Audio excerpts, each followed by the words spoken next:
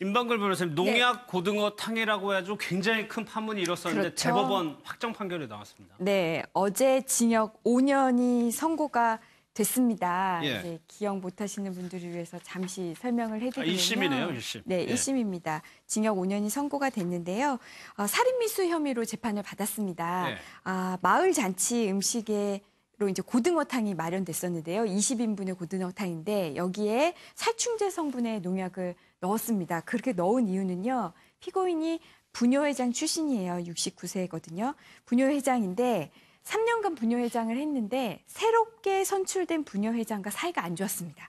그리고 자기 왕따를 시키고 자기를 무시하는 것 같은 거예요. 게다가 이제 마을 행사 앞두고 이렇게 그 아주머니들 모여서 음식 만드시잖아요. 네. 그 자리에 초대도 못 받은 거예요. 이제 거기에 화가 나서 어디 한번 이제 피고인 주장 그렇습니다. 골탕을 한번 당해봐라 예. 라고 해서 이 고등어탕에다가 농약을 넣었다는 건데요. 하지만 재판부는 이게 단순히 마을 잔치를 망치려는 목적에서 그치지 않고 사람을 살해해도 괜찮다라는 어떤 미필적 고의가 있다 이렇게 판단을 했습니다. 그 이유로는요. 만약에 마을 잔치를 망치기 위해서 고등어탕을 망치는 거라면 다른 여러 가지 방법들도 있거든요. 근데 굳이 살충제 성분의 농약을 또 선택한 점 그리고 예. 피고인은 이렇게 이야기를 했어요.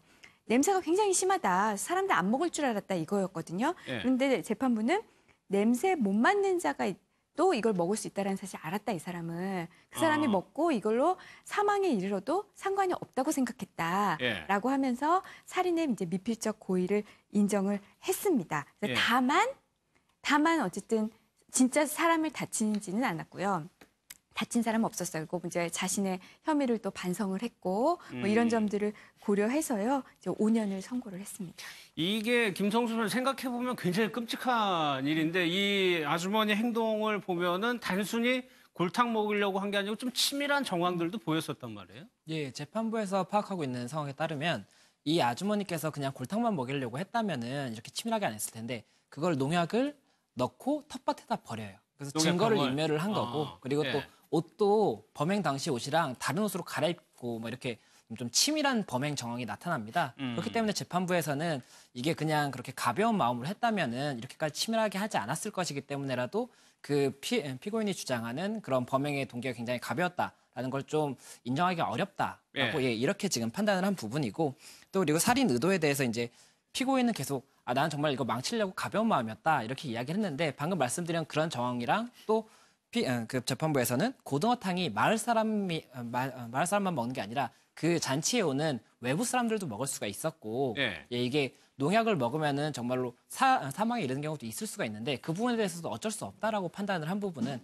당연히 살인의 미필적 고의가 있다라고 판단을 해서 살인죄로 그 기소가 되고 그 판결도 이렇게 이루어진 상황입니다. 그러니까 이게 농촌에서 농약을 이용한 사건이 잊을만 하면 한 번씩 나온다. 예, 그렇죠. 농약이 뭐 유통을 금지시킨 농약마저도 어딘가에서 뭐 보관되고 있다가 이거를 갖다가 마을 안에 어떤 앙심이 있을 때 그 앙심을 푸는 수단으로 종종 농약이 등장이 되는 게 심각한 문제인데 아니 어떻게 말이 좋아 농약이지 독약 아니겠습니까?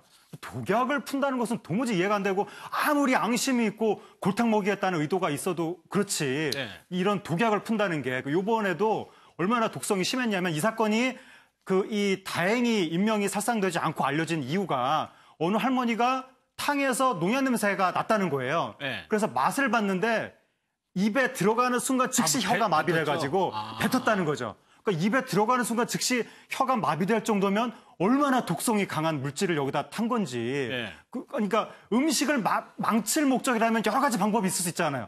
식초를 타도 되고 소금을 타도 되고 여러 가지 방식이 있는데 이렇게 즉시 사람 혀를 마비시킬 정도의 물질을 탔다면 이거는 살인에 대한 어떤 최소한 미필적 고의라도 있는 것이고 이게 농촌에서 농약 냄새를 분명히 아는 분이 옆에 있었으니까 이거 농약 냄새도 왜 음식에서 나지 하고 맛을 봤길래 이게 알려진 거지. 그렇죠. 농약 냄새를 분별하지 못하는 사람이라면 원래 이 음식은 이런 냄새가 나나 하면서 먹었을 거 아니겠습니까?